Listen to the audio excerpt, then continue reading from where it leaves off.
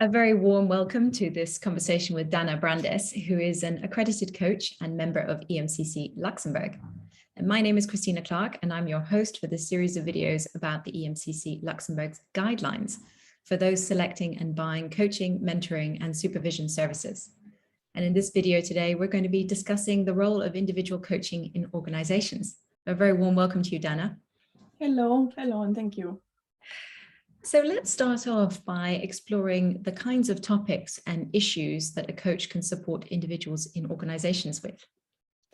Yes, so nowadays is really a broad context for coaching, and the most common theme I think everyone knows is leadership, improving and supporting leadership skills, but also in communication for managers or team members, interpersonal communication, more efficient communication, and so on.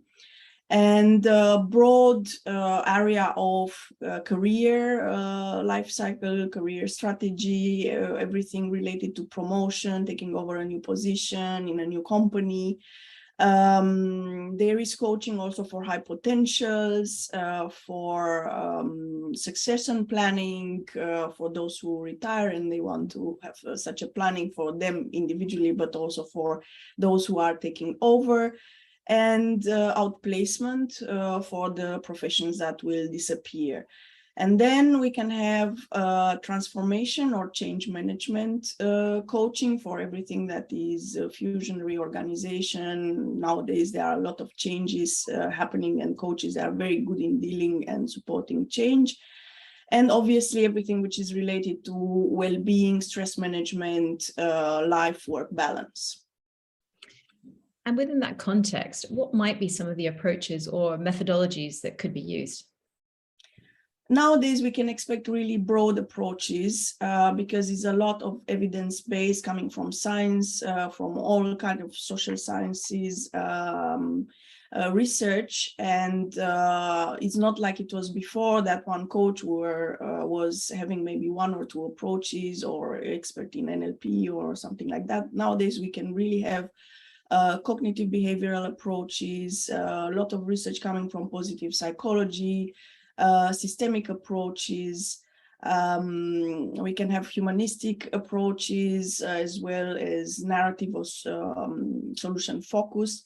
And this is very important to understand what the coach uses. If it has a broad line, if it's using more approaches, of course, when we are experienced, we can adapt to what the client needs, but it's very important to understand the approach and if it's fitting with the objectives of the organization. Absolutely. And so if I'm an organizational sponsor, what might I be able to expect from a coach?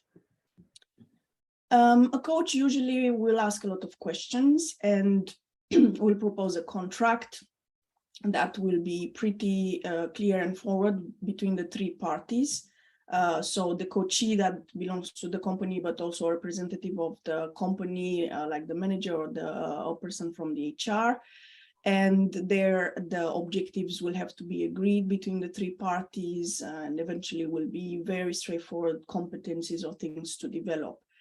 The company should also expect that the coach is part of a professional organization, eventually has an accreditation which proves his experience, not only a certification that proves that only he was following some courses, that he will explain his approach and eventually will offer a chemistry meeting. And the company should have a list of a few coaches, because the relationship, we know now that the relationship created between the coach and the coachee is extremely important in the success of the coaching program. Yeah. Thank you so much, Dana. Thank you for sharing this important context with us and helping buyers to make clear decisions in the market. So much appreciated. Thank you very much.